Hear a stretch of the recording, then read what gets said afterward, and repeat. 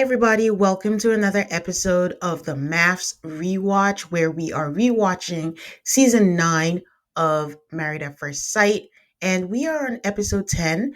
I'm your host, Tane, and my co host for the rewatch is Jen. Hi, Jen. How are you?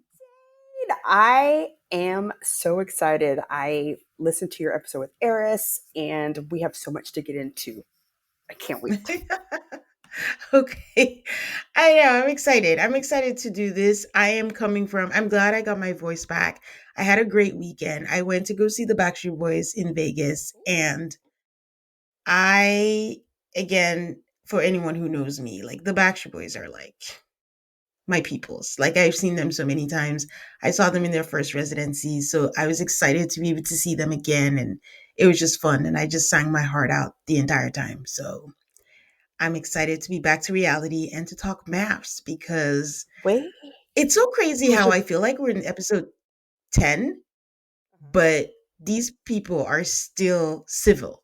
Well, except for Beth and Jamie, but like no one hates each other visibly. Yeah. Before we get into that, the important question: who's your favorite Backstreet Boy? Kevin, My I don't friend know, has a think big. about it.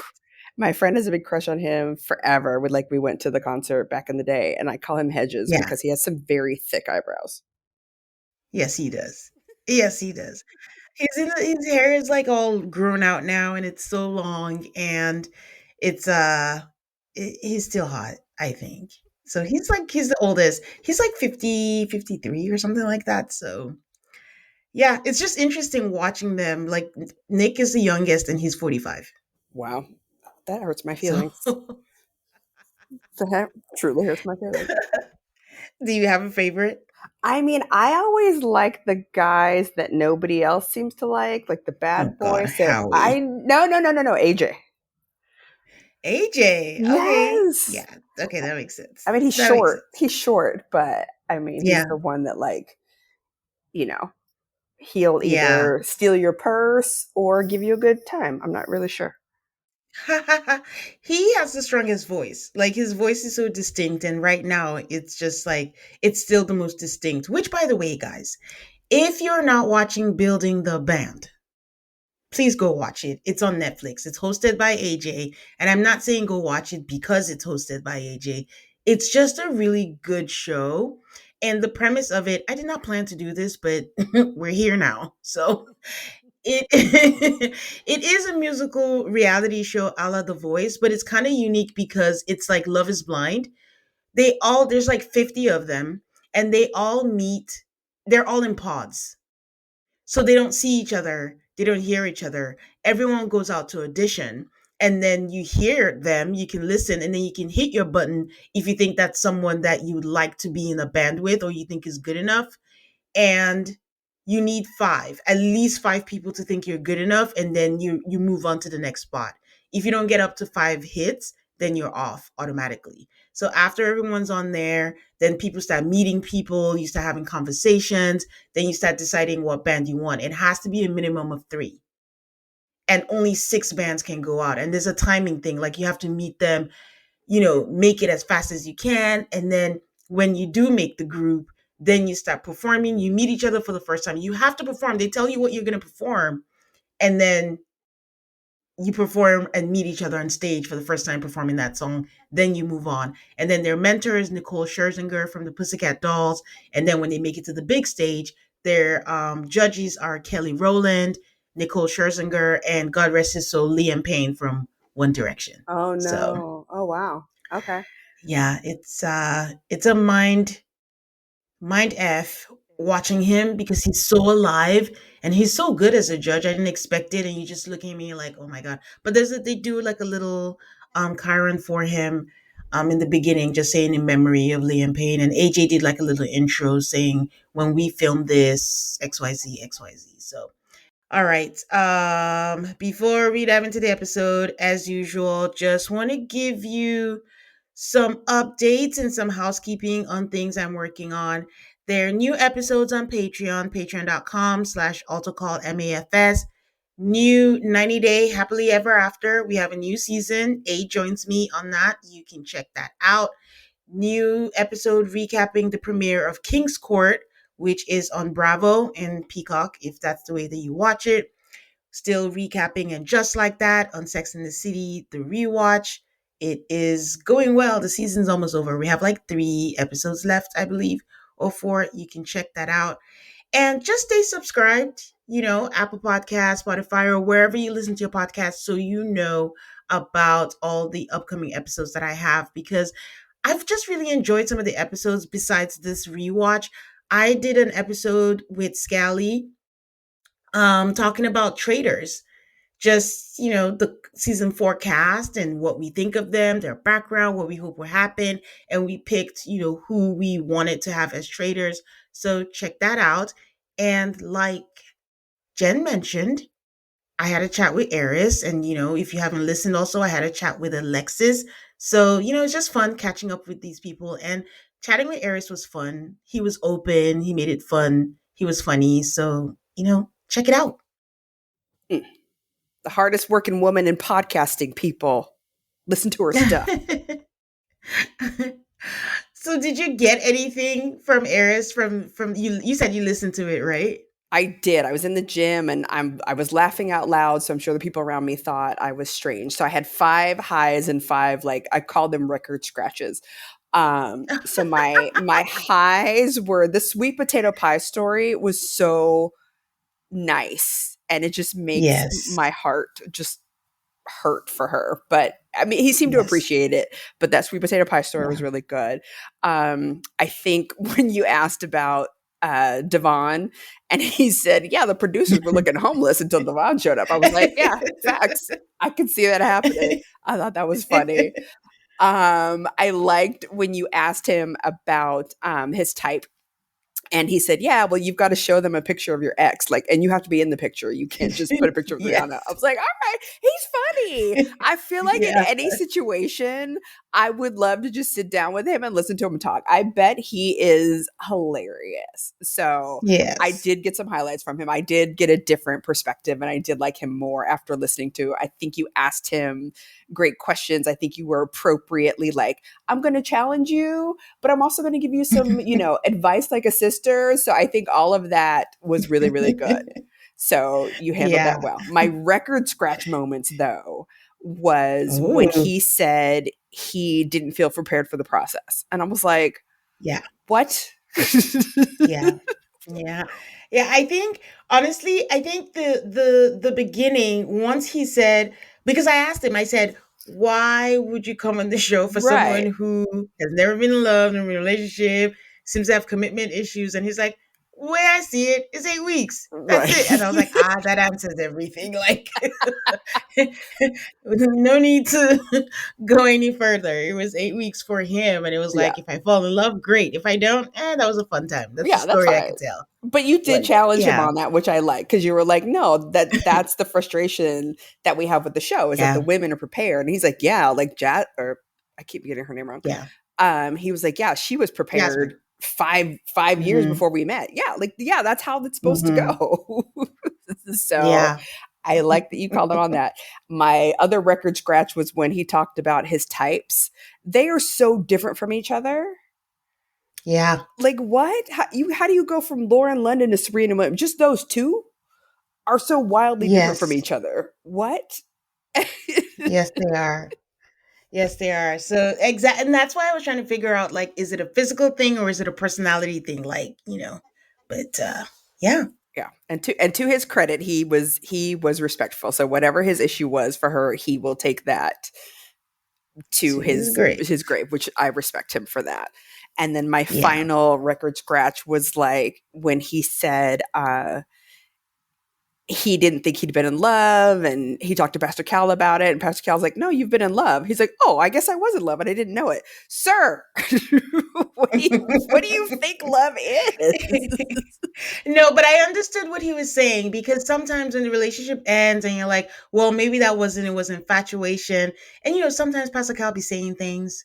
So I don't know if I'm even fully sold, but depending on what their conversation was. But that part, I think I understood what he was saying, but who knows? Yeah, I got some deep insight into him. So hearing about his 2 exes and all of that. I was still super annoyed when you asked him at the beginning about like what's he in now. He's like, oh, I'm in a Yeah. situationship. Like, bro, you didn't learn anything. Come on.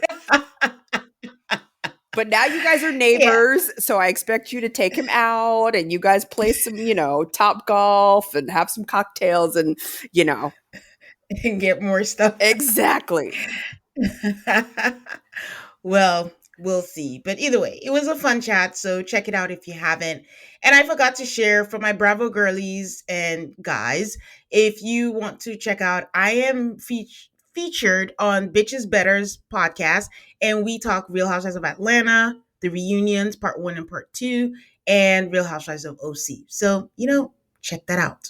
Ooh, I have to listen to that one because I see Gretchen's back. So I'm so curious how that's going to go. She is back. We just met her, so she hasn't done much yet, but my hope is that she doesn't become friends with Tamara. I need you to hate Tamara and step on her neck. I mean, it's not hard to do. So, Yeah, that's not hard.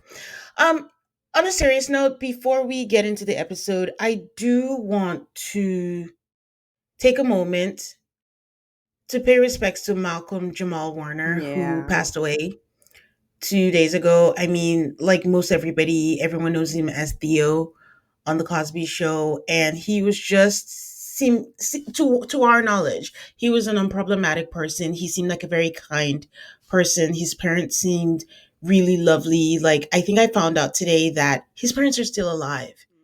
So there's an added layer of, they've lost a child and he was on vacation and drowned. And I think this was in Costa Rica. Yeah. And, our thoughts with his wife, his daughter, who's just 8 years old. And it's just really sad. And it's just, there are interviews out there. He's with Melissa Ford and she asks him about, what you want for your legacy. And they make a comment where you never know, life goes so fast and you never know when your time is going to be.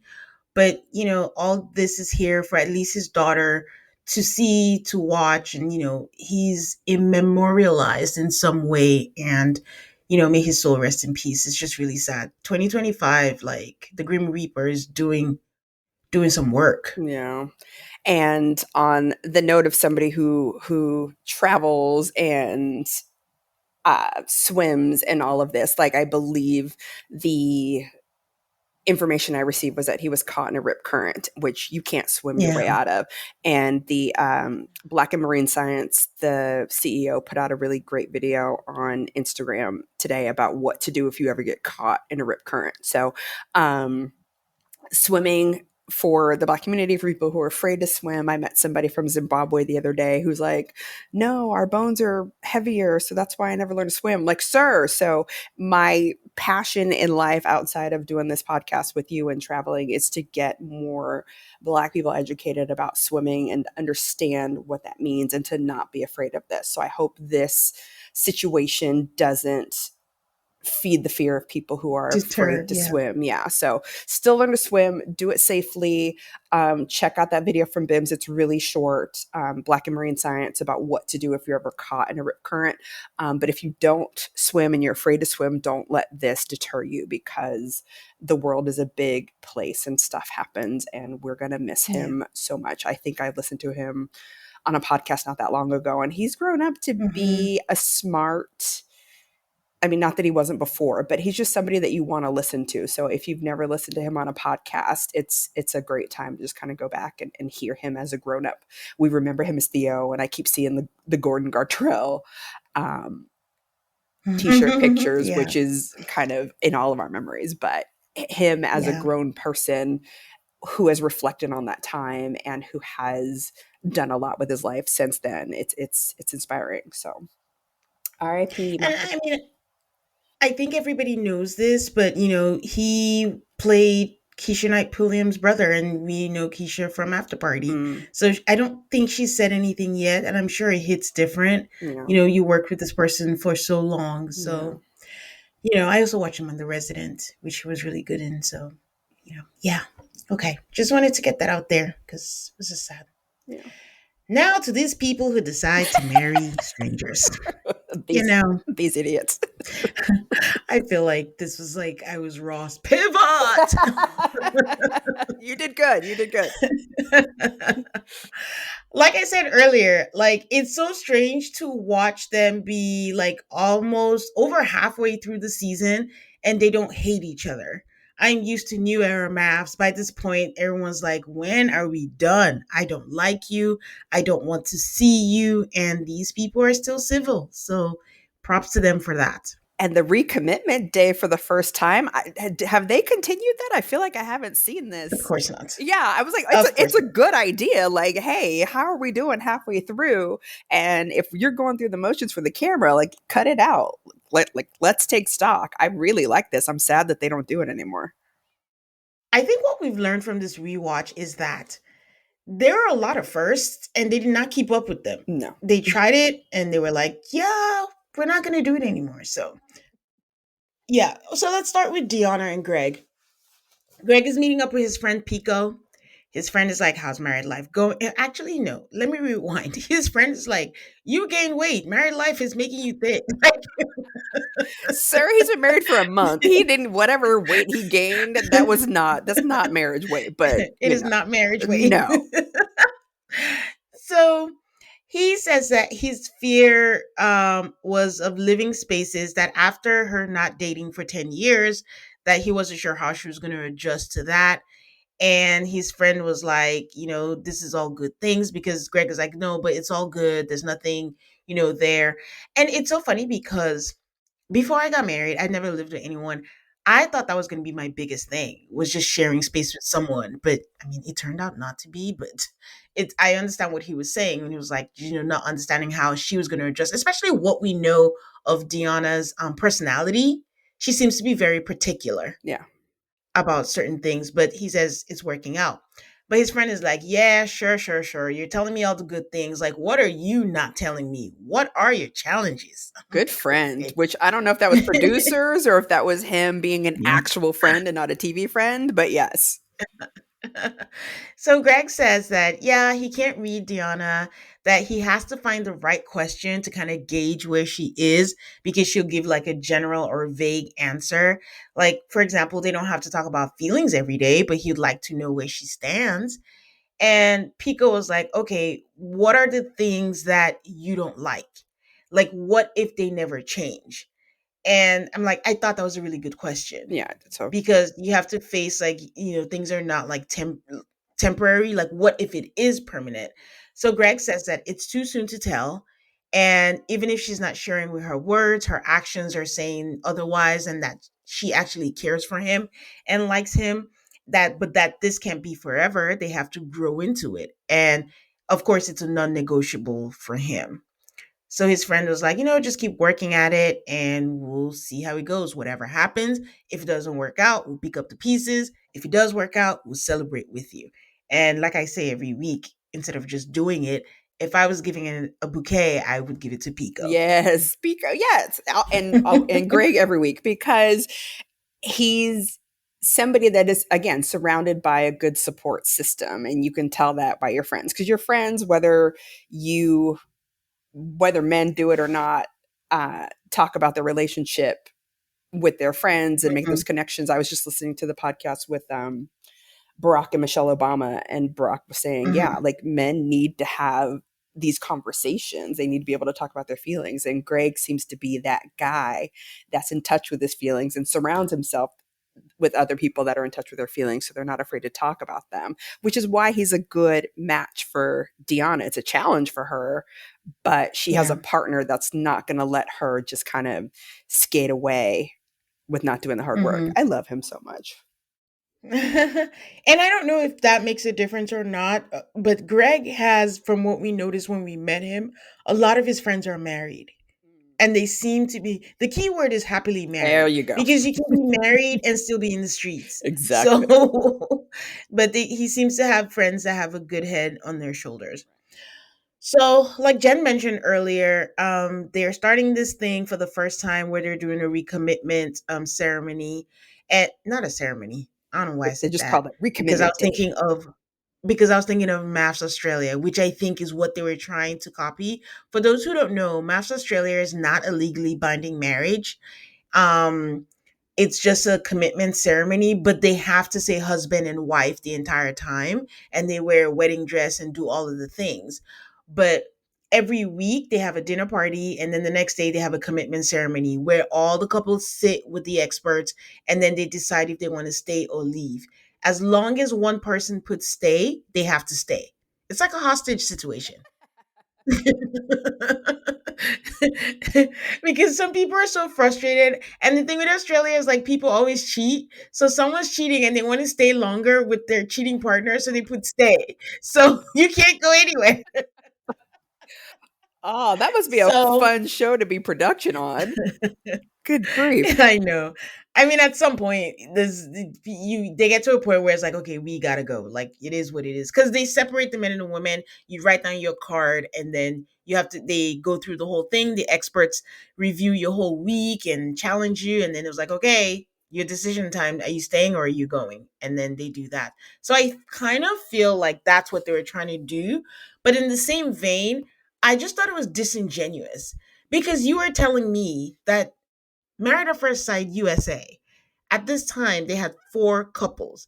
If all of them decided, you know what, I am not committed, I'm out this bitch, what are you going to do?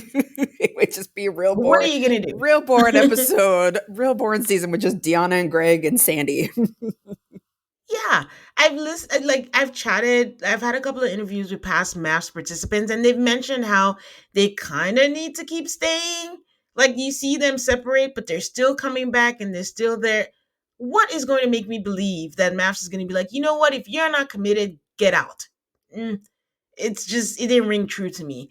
But they're going through the whole dog and pony show because Pastor Cal is like, you know, we the experts in the past, we feel like most of the husbands and the wives, they're not really committed. They're just going through the motions for the cameras, but not anymore.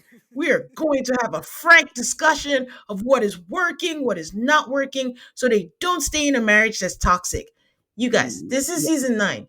When he says don't stay in a marriage that's toxic, Chris and Paige is still like 3 seasons down.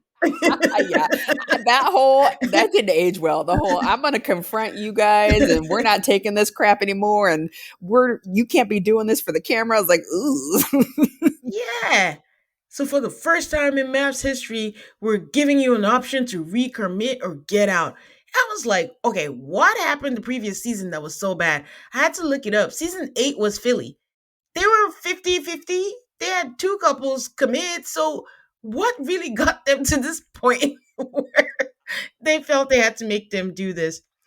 But anyway, Pastor Cal and they tapped in Dr. Viviana for this because Dr. Pepper's like, yeah, I'm out. I already came the other week. Leave me alone.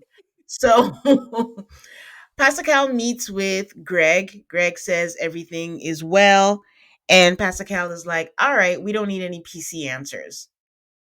What would it take for you to say yes? I'm going to point out a whole bunch of things because when he says that, it's a voiceover. And Aid said this many seasons ago on the pod when she was on. If you see them, it's a Frankenbite. If you see them say something, but you don't see the mouths moving and the lips moving, forming those words, they have added this in post production or something. I don't know. But I think they forgot what they were doing. But we got a lot of voiceovers and post production additions on this. Yeah. So he asked him, what would it take for you to say yes? And he says, well, her opening up about her feelings, but I don't want to force it and I don't want to seem needy. I was like, oh, that's cute. He's so cute. And Pastor Kyle says, what would it take to say no on decision day? Another voiceover. And he's like, if she doesn't open up, like more opening up, but we're growing in love at the same pace. It has to be that of if not, I'm gonna say no. Pastor Cal says going like, I don't believe in falling in love. I believe in growing in love. Guys, I really like Pastor Cal. It's just like sometimes if you say something with conviction, it sounds like it makes sense. And sometimes you just have to be able to know, like at the end of the day, Pastor Cal is part of the people trying to make a show. So the guy's just saying what most people think, like falling in love. Well, falling in love, growing in love, that is all part of it. Like it's semantics at this point. Like I don't know. Pascal was really feeling himself in this I segment, know. I think. I kind of kept waiting for him to bust out with his book, like Marriage Ain't for Punks. Like, read page 47. I was like, okay. So then he asks him, "Oh, do you feel committed?" And this is the day back in the day when MAFS had this dramatic music going 24/7 in the background. And it's like, y'all, do you think Greg is going anywhere? Like, No, come on. no, Like, be serious. no. And he says that he is committed. And Pastor Cal reiterates to us again that, to be clear, this is not decision day, but we are not going to tolerate anything less than 100% effort. Matt Mm-hmm. is still in the building, I'm. guys. Matt, I repeat, Matt is still in the building. So,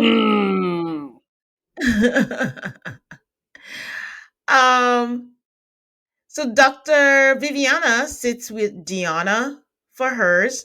She's also saying like all is well too, and she asks her what would it be to say yes, and she says like for her it's going to be a definite yes, that she sees this as a forever, but she knows that she doesn't articulate or elaborate on her feelings and knows that he needs more from her.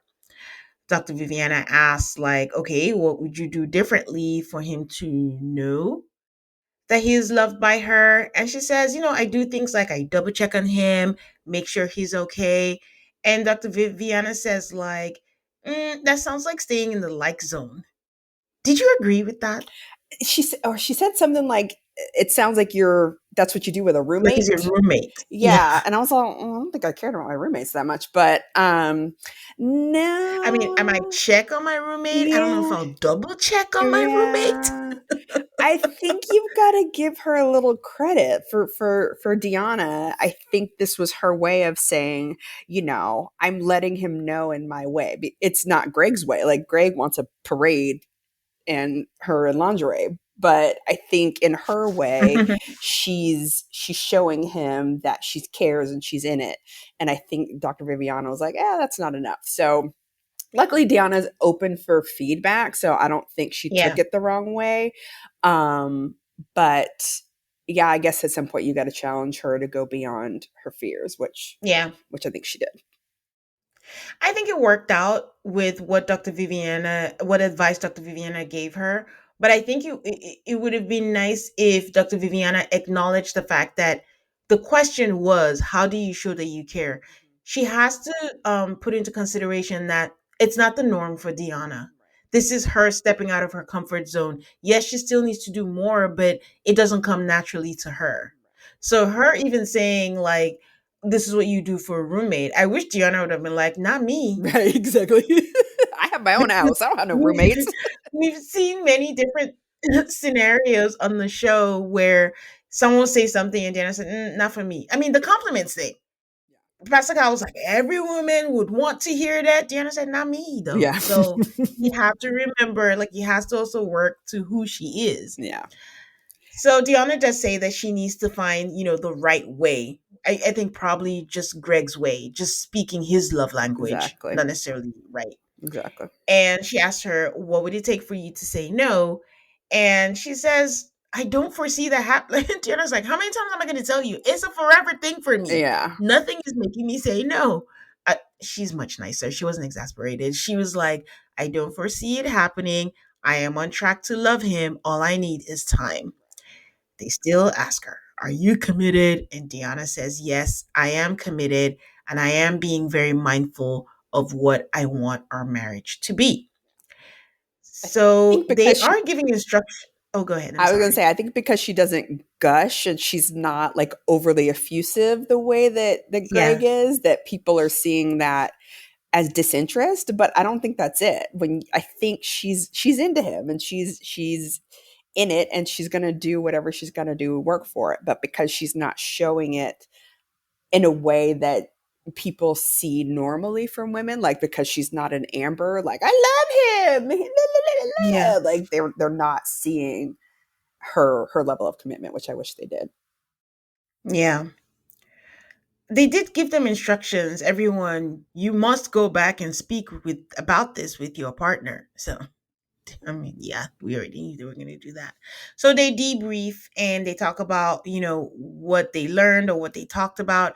And she said she goes off of nonverbal cues, but she's aware that she hasn't shared that with him. So he's not going to know what the cues are for him to act upon and what those are.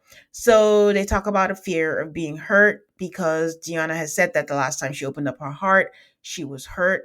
And Greg shared how his parents got divorced at 4, that his mom and his dad met in DC. Then they went to Nigeria. His mom is from South Carolina. I think we talked about this briefly when he mentioned that he was from Nigeria.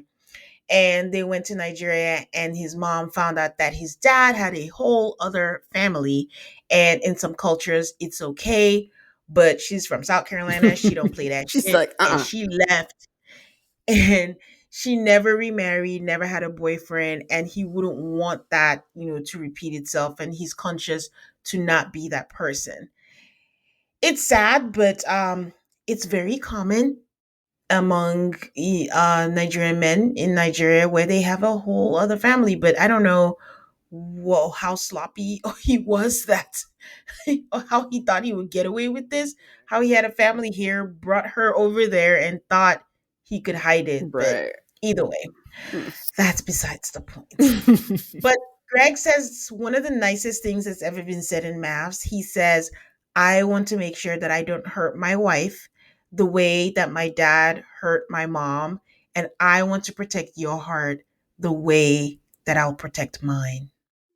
Mm, The man has a mm, way with words. I mean, I wish mm. her love language was whatever the talky one is because he's really good at it. She said whatever Okay. words of affirmation. Thank you. She said whatever the talking one is. The other one is whatever the touching thing is. Yeah. Whatever the doing thing I is. got the gist. That was funny. Okay. Yes.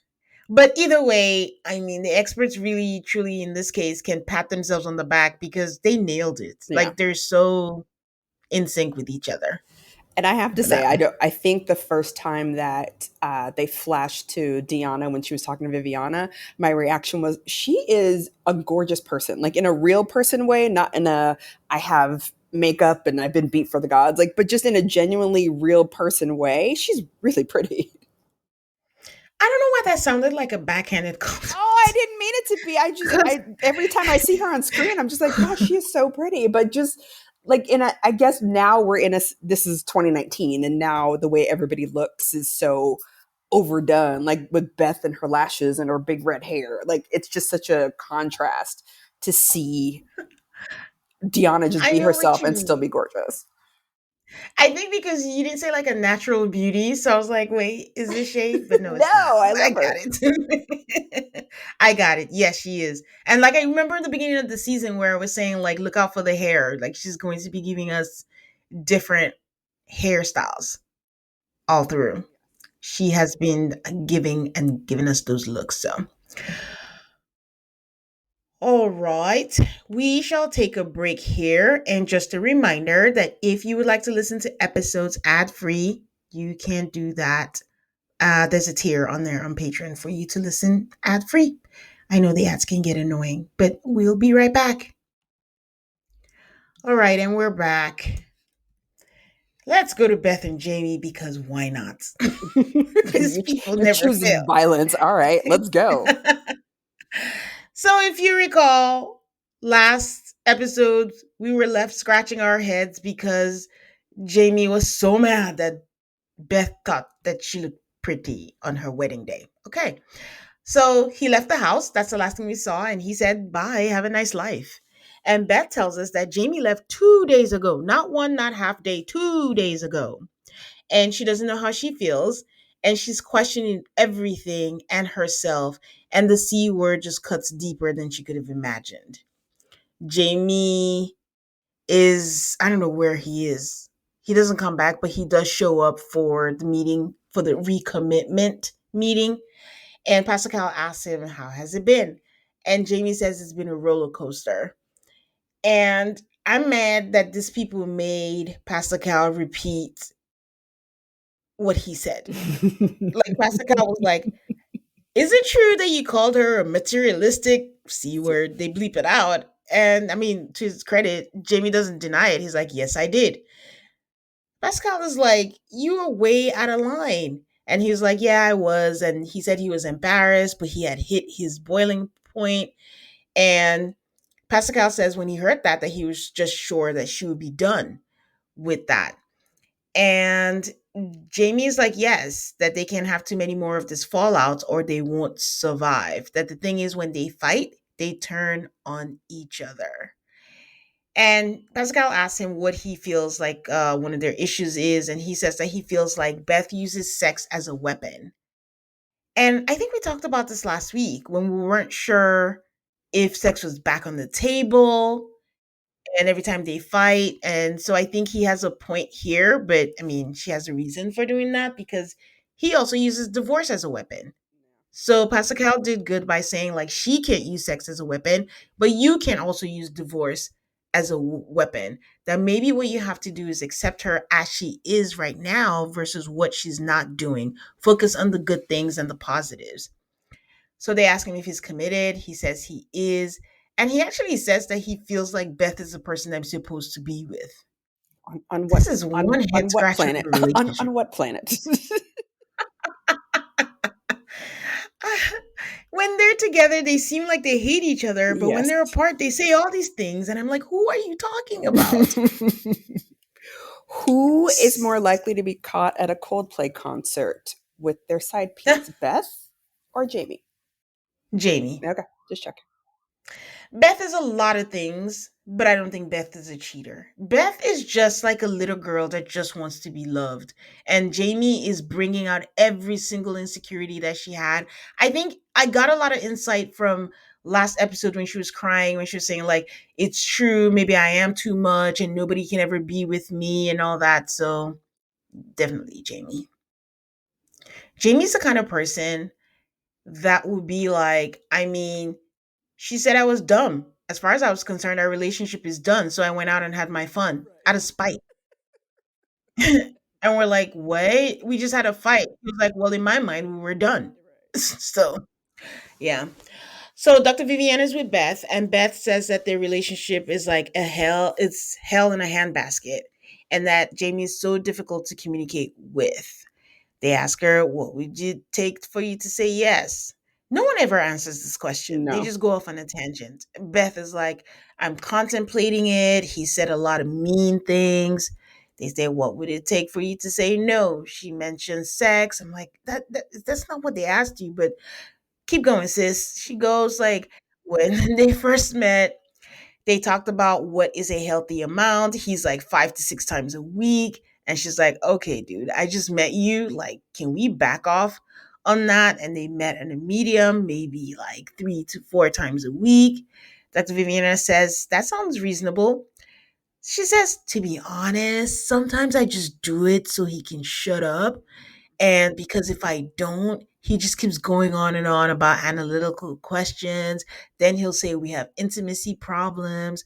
And I wish I could show you guys Dr. Viviana's eyes while she's saying this. Because remember, this is her first season. So she's still finding her footing and she's just like, what in the world did I sign up for? Because I'm not going to lie, Jen, it was icky. She was saying it casually, but I'm like, that's not okay. Yeah. And this is my frustration with Beth overall, is that she says these very explosive things, and Jamie's not right for coming back at her, but she has no awareness that she says these really huge things. Like, sometimes I just do it so he'll shut the hell up, is scary. Like, that is Yeah. scary. You should what, a month in, and this is how you feel about having intimacy with this man. Like, that's scary, and not from a threatening your life kind of way, but from a, hey, this is a foundation that you're setting Yeah. for your entire relationship, and this is a month in and you're Yeah. already doing this. Is not good. But Viviana didn't challenge her on that, and I think and I think I said this last week, like, I just need Beth to see Beth And I don't know if that'll help, but I just think she has no awareness of what she does. It's very much he did this, he did this, he did this, versus, well, is it possible he did this because I did this? Like there's none of that in there. And I don't So know. I don't basically I taking and accountability. yeah, but just seeing that there's a reason. Like Jamie has issues, but I don't think he sets out to be a jerk. I think he tries as much as he can to take her stuff into consideration and her personality and her likes. Like he's doing the things that people have asked him to do. Like she wants this, I'm going to give her this. She asked for this, I'm going to give her this, until he doesn't. But she doesn't see like what gets him to the point that makes him explode. She just sees the explosion and she wants Dr. Viviana to feel bad for her. And that's why she tells the story. Like if you her telling the story about why Jamie does what he Mhm. does, there's never a, Mhm. well, I did this too. It's always just, he did this and he yelled at me and he left and he did it. Well, you also yelled at him to leave. So I don't know. I have a hard time with Beth. Have fun at that interview. I do want to point out that you said Jamie doesn't set out to be a jerk. I was like, he doesn't need to. I think it comes naturally to him. So, so Booyah. yeah. Okay, so Jamie says that he knows that he screwed up, but can't imagine a life without Beth. And of course, both of them said they will try and they'll commit to this to the end, because I mean that's why I said this whole thing is a ruse. Like, what if someone walked away from set and said, "No, I don't want to do this anymore"? What would Yeah. have happened? Yeah. Um, so they meet up, and as soon as they meet up, the first thing he does, they meet outside in the courtyard of the apartment building I guess they're staying in. And as soon as they meet up, the first thing he does is apologize. He apologizes immediately, and she's just like, "I'm hurt, but I think we need to talk about boundaries." I was wondering why she had a notebook, but I think that's why she had a notebook. She she was had she had notes. writing down what the boundaries or her revenge book was going to be. So she said the top thing for her, she's like, "I need space. If you see me and I walk away, don't come in. Like, you just barging in on me is insane." And he's like, no name calling. Is saying that barging in is insane, is that name calling? I don't think it was name calling. I don't think he said it the right way, but I think what he's trying to say is like, yeah, but you can't say these explosive things. If we're going to talk about it, let's talk about it. You can't just be like, you did this and da, da, da, da, da, da. Like, let's talk about the thing being the thing. I don't know if Yeah. they're good at communicating with each other, which is a huge problem. And I would love to have another session with Dr. Pepper or somebody or Cal, like mediating between them and calling them out when it happens. We need Orna. Get Orna in here. I think he used the wrong terminology. Yeah. I think what he should have said was probably like your tone, because her tone was a little combative. Like, it didn't see like still defensive. Like, it didn't seem like she was coming from a fresh start or fresh clean slate point of view. So, but because he's like name calling, because automatically that's gonna get her in defense. She's like, "I'm not calling you names. Like, I didn't say that. I just said like you barging in was insane." Maybe she herself could have said barging in was uncalled for, unnecessary. I don't know. They're not compatible at this point. No. So she's No. like, "Fine, I'll no name calling." Then she goes, "Well, you barging in was out of control." He's like, "I'm not gonna sit here and be demeaned. Like, we already said no name calling." And then immediately, which let me this is what gave me the insight that she wasn't coming from a fresh start. She's still hurt, and she still wants to hurt him back, because that's what they both do, is who can hurt who the most. She starts going, "You didn't respect me. You weren't respecting me." And I'm like, "Oh, we're back here Yeah. again." So she's like, the next then she moved on to the next thing. Your words, like saying you don't want to be with me doesn't make me feel good, so be careful with your words. And then she goes like, "This is the final fight. Like, if we have a fight like this again, we're not gonna make it." I don't think she asked him what he wants, but he No. just starts saying his. And he's like, "I want us to talk more, and share more with each other so we know, where feel each other's temperature and know where we are. And then he's like, how about we take one night of the week and then we talk about how we feel. And she's like, oh, that's nice. I'm like, so date night? Right? Know what that is? Or is that too heavy for date night? Well, for them it is too heavy. I take that back. Regular people date night. You go on date night, you have a good time, you can respectfully talk about, hey, and like when you did this and do that, but there is no mild. Like salsa. Oh no, spice level. There is no mild, there's no regular, there's just hot bueno extra hot when it Wait, comes to Beth and Jamie. dang, they made you break out the Spanish. So maybe not. So she feels like they've made some progress with the conversation that they had, and they go to bed and they start talking about waxing and they're laughing and all is well. And I would be remiss not to add for now, because nothing ever lasts. Well, and I watch it on the Lifetime app, and so I did get the preview for next week, and so we know that that doesn't last very long. But to my point about her having some awareness, and I'm hoping that it comes next week, because I forget what she was saying to Viviana, but she was like, bitch, dot, dot, dot. And Viviana goes, you didn't call me a bitch, did you? That's not appropriate. So I'm like, yes, finally somebody's going to call her on her stuff. So I'm excited to see how that ends up. Poor Dr. Viviana. It feels like trial by fire, because I'm sure she's like, I know you did not, but she's like, oh, this is my first week on the job. What do I do? So, Right. all right, let's move to Amber and Matt. It's deja vu, ladies and gents, because we see Amber crying, we have the security cam, and then we have a time watch at the bottom. We got 6:30 p.m., we got 9:15 p.m., we got 11 p.m., and then we got 1:30 a.m. And Amber tells us, I haven't heard from Matt all day. I sent him a text and he did not respond. And I'm like, again, Matt? You're on TV with cameras. All you have to do is fake it for 8 weeks. Like, what is wrong with you? It's I'm almost not. it's almost as if you don't get consequences for your actions, that you might repeat the actions again. What a shock. Good God. That's funny. And also, I'm not saying he should fake it. I'm just saying, like, if he's doing whatever he's doing, like, you have a place to live. That's one thing that you don't have. Right. They gave you something. It has 2 bedrooms.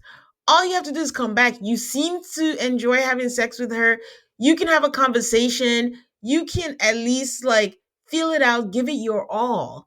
And then if you really don't like it, then be gone. Like, again, 8 weeks. But anyways, I guess when they start filming, because I feel like I say this all the time, regardless of what the season is, but I think the 8 weeks feels short to us because we're not participating, but feels like 10 years to these people, I because mean, that's the only explanation. not if you're Greg and Deanna, but if you're Matt, who's averse to everything and seems to want to look like a good guy, but realizes that looking like a good guy is actually work.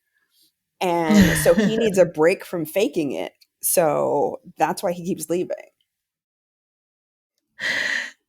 So, I when all this happens, I'm always surprised that Matt does show up to meet with the experts. I fully expected him to ghost them, but he does. And Pascal tells us that I need to find out why this man hasn't been home in 2 days. I didn't even realize it's been 2 days. That's insane. S- So Matt comes in and they ask him, how has it been? And Matt has the audacity to say, oh, we're in a good place overall. Like, we've built a solid foundation. Pascal does the famous taking off his glasses. Don't BS me, please. Like, please, where have you been when the cameras are off? And Matt says, like, I've been clearing my mind. This is not easy, that it's so hard, that he needs his own time and space. And Pascal's looking at him like, you do know what show you signed up for. What do you need your time and space? You were going to be a husband. So Pascal says, we thought that you were a great guy, but you've been a lousy husband. Yes. And Pascal is like, is there another girl? Like, just tell me, is there another girl? And Matt says, it's disappointing that this has to be asked. He Bro. didn't say no. Right? He wasn't like, no, why would you think that? That's crazy. He was like, the fact that that's a question is disappointing. What is the matter with this man? And again, if you need your own time and your own space, that's fine. Like you're going from a place of, but also no, you live in somebody else's house. You're on a team. You've been, I don't understand him. He's not ever alone. And when he says he needs his own time and his own space, he goes to other people. So that doesn't make sense at all. But if you need it, ask for it. Communicate that with Amber. Amber is not somebody who's difficult to get along with. If you say, I need my own time, give me 3 hours, she's not going to give you a hard time about it. Like, she's not a hard person to communicate with. He's just, I don't know. Amber will say yes to anything he Anything. asks for. Yes, absolutely. That's what makes it so frustrating. And that's what happens all the time. These men get women that are willing to do anything and they still have an excuse to say that, oh, I needed time. Oh, it's so hard. You're not the only one that's going through this. But Just what's clearly hard? you What is don't. hard about this? She is not somebody that, she's not overbearing. She's not loud. She's not, you know, she asks you basic questions that you can't answer. And I don't understand what's so hard about this. Um, I think he just doesn't like her. And I think Pastor Cal was valid to ask, is there another woman? Because you get to that point where if you don't like someone, everything they do is just going to be annoying. So I don't know. But It's just a weird situation. this whole episode was Matt's out. The entire episode. Like, I think that's why they did the recommitment day, so Matt could get out. Like, this was his way of being like, all right, cool. Thanks for the experience. I'm going to go sleep on my friend's couch. Like, you had every out in this situation. And the fact that he chose to stay is mind-boggling. The thing that scares me most about people who have these weird behavior is if you can do this on camera, Right. what the hell are you doing off camera? And I think Amber had alluded to that during the honeymoon where she said something to him on camera and then off camera he went off. So yeah, Ballistic, yeah. he's a different person, which again, I don't know what about, he's not that cute and I can't imagine he's that great in bed that she wants to hang on to him that hard. There's nothing about him where I'm just like, all right, cool. Fight for this. He's done Um, he Amber might beg to differ. They connect all physically. right. Is that enough? Um, she- um, he does say that he's willing to put in the work, but Matt says a lot of things, so there's that. So Dr. Viviana is speaking with Amber. She says that he is different on camera and off camera, and he is never home, and he just ignores her text. That his friend that he's staying with was not even home, and he still chose to go stay at that house. So she starts crying. She tells her that she wants it so badly. And they ask her what would it take to say yes. And she says, a mountain would have to move, a sea would have to part. And I was like, come on, poet. Bring out that Amber. Bring out that drama, Amber. Go, go, go. And she's like, well, that she needs like an emotional shift and, maybe some trust building. So Amber suspects that he has another girl. And this is where I wondered how they filmed this. Like, are they asked questions based on answers? Like, let's say Dr. Viviana met with Amber first, and then she suspects like maybe there's another girl in the picture. And then that's why Pastor Cal is like, is there another girl? But then how do they decide who do they speak to first? Or do they do both? Then they call them back in and then ask them different questions. I don't know. But that made me wonder about that. That makes sense. I could Um, see it going in that order because the whole is there another woman never occurred to yeah. me until Amber brought it up because I don't think Matt has the energy, the personality to pursue another relationship. They asked her about what it would take to say no, and she was like, if she had to pick now, it would be a big fat no. Then they ask her if she's committed. She goes like she's committed and she wants to give it a try. And Dr. Viviana asks, why wait till decision day if you're gonna Yes. say no? Amen. And she's like, I don't know, that it doesn't feel like a marriage, but that she likes him a lot. And you could see Dr. Viviana being like, run, girl, Right. save I yourself. really, I'm and I, trying to keep my job.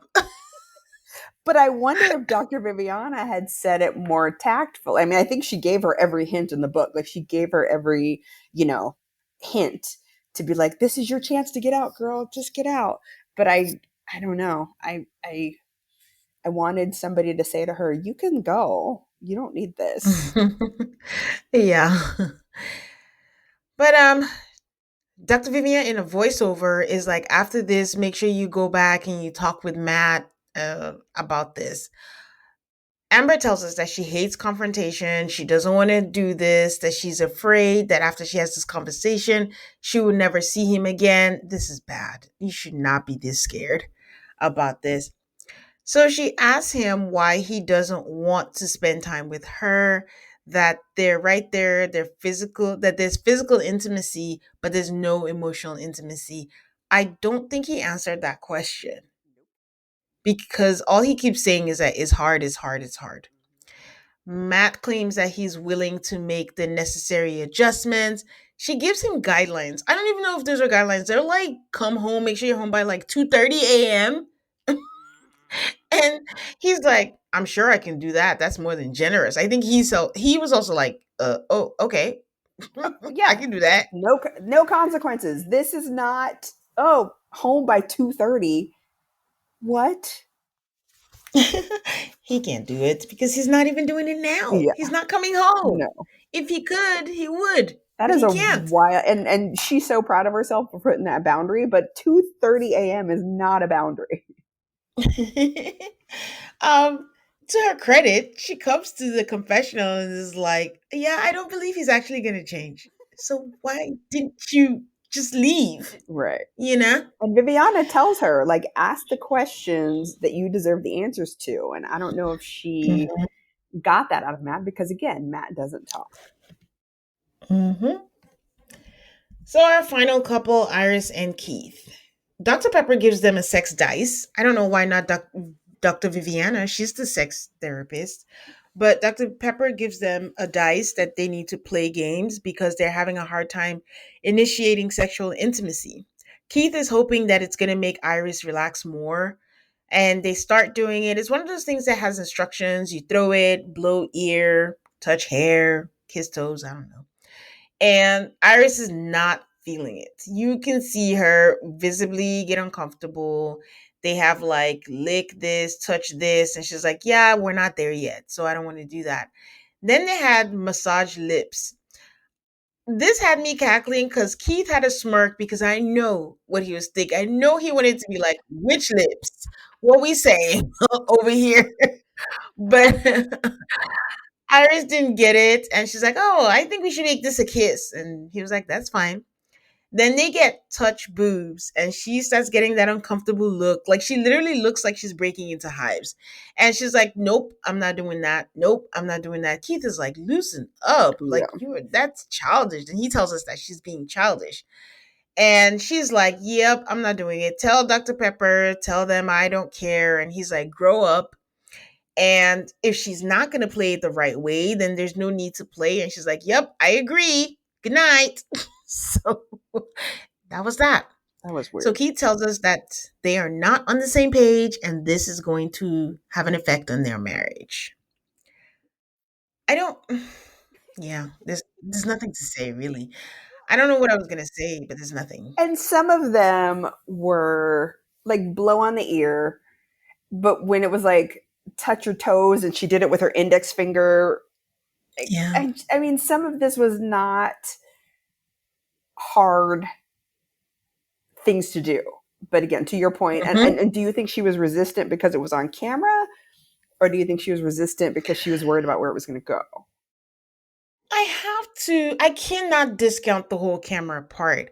The annoyance is that when you signed up for the show, that was always going to be a focal point. Two things. You cannot tell a reality show producer or anything that you're a virgin and not think that that's not going to be used 1,000 times over.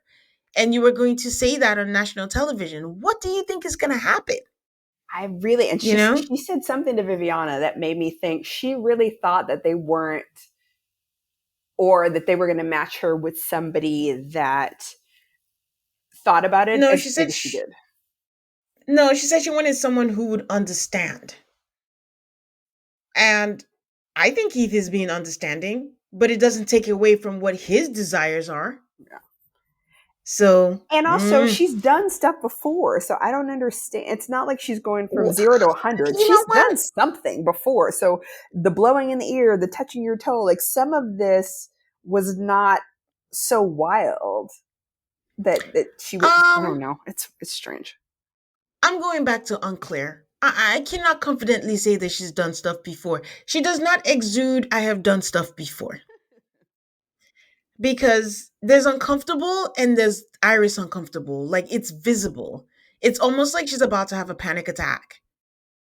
So I don't know. I don't know how she got there, but again, I will not discount the cameras. Even for, I was about to say a regular person. She is a regular person, but even for an experienced person, it is uncomfortable for some people to just be out there and exposing your business out there on camera. But there are ways around it. It's just, I think my issue with it was not her being uncomfortable. That's understandable. That's, it is what it is. It's you, the way she reacts to it makes it a bigger deal. Yeah, Oh, touch your toes. You can make it playful. You could just be like, oh, I'm just gonna do that, and just put like a dab, or just put your lips and be like, oh, I'm just gonna wipe my lips. Oh my god, that's gross. But to put your index finger and poke it like you're checking if the meat is done or something. I don't know. It just changes everything. When you're like, tell them, I don't care. I'm not doing this, and it's just it ruins the vibe. yeah. That's what it is. Okay, so we get another long explanation from Dr. Viviana telling us about the fact that this is a recommitment thing. And Keith says when he sits with Pastor Cal that marriage is tough. That it's tough because he's been living by himself, he's been doing things for himself, and now he has to think outside of himself. They ask him what it would take to say yes, and he says he does like her. Well, the way it goes is Pascal is like, do you like her? I do. I do like her. Are you attracted to her? Yeah, I am attracted to her.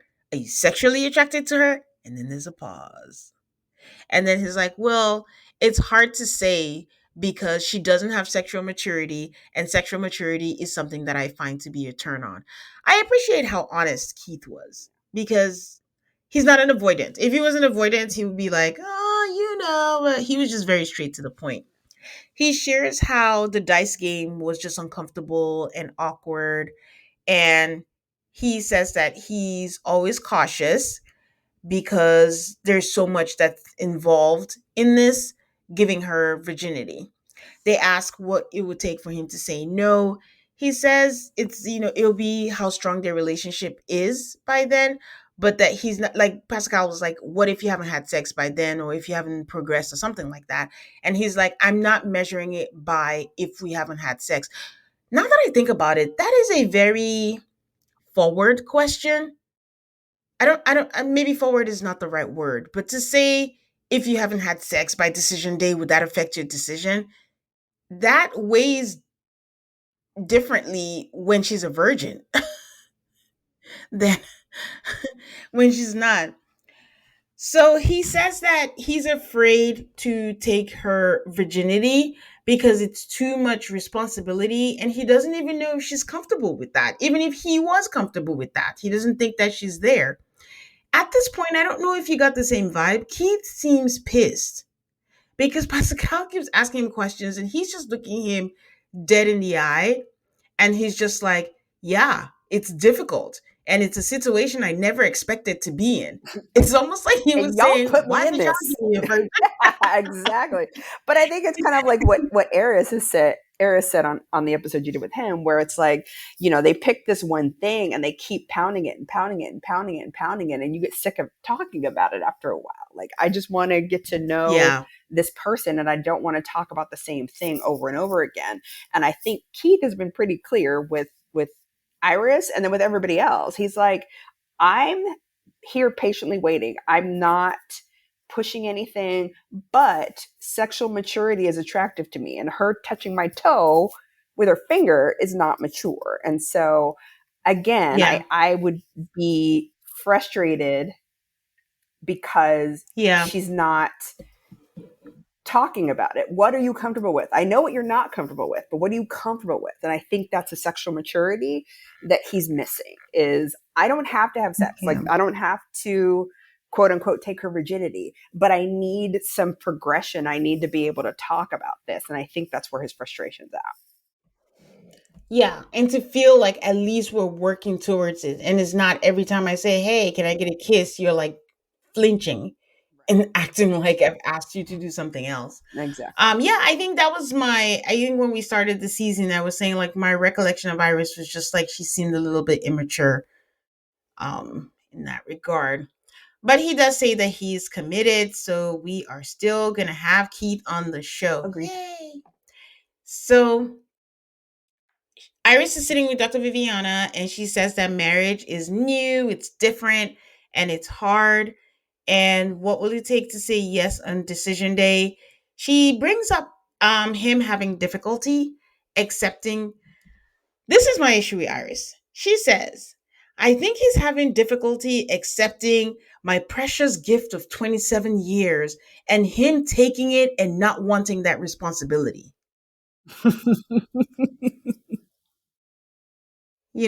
I'm just at first for the do you remember her wedding day where she was like, "Oh, my precious gift, it has to be white," and all that stuff. And then now she's saying it's my precious gift of 27 years and I don't think he wants that responsibility. So I was giving her the side eye on that.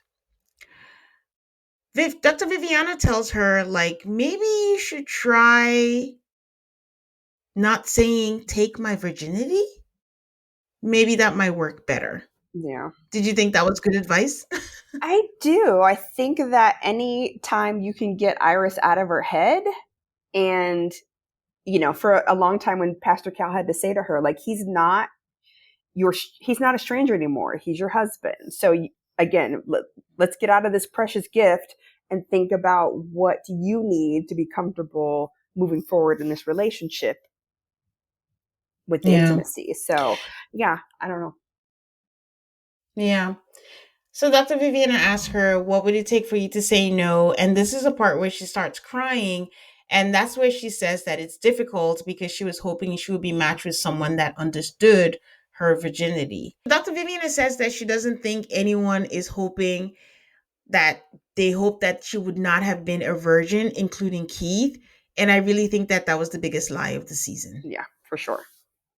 I don't, that's the whole thing that Keith is saying is an issue. So why would she say that? So she does tell Iris that she is hiding behind this and that the uncertainty is what's difficult, which I think there's some truth to it. Like she has made this whole thing her identity and made it a whole thing. She's not even enjoying the marriage anymore. So she tells her that she can regroup and talk about other things, that there's so much that she can do outside of the bedroom. For example, they can shower together.